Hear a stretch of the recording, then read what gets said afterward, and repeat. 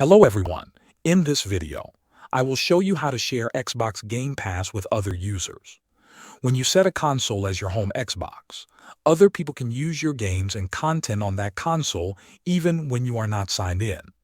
This means friends or family members can play your digital games and access Game Pass from their own profiles.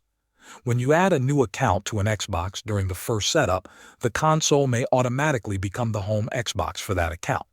This happens if you do not choose the option to lock the console during setup.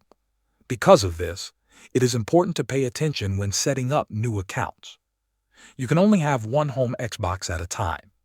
If you sign in on more than one console, you should choose the console you use the most as your home Xbox.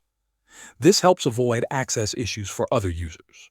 Xbox will not change your home Xbox by itself. However, if you reset your console and remove everything, you will need to set it as your home Xbox again. There is also a limit on how often you can change your home Xbox.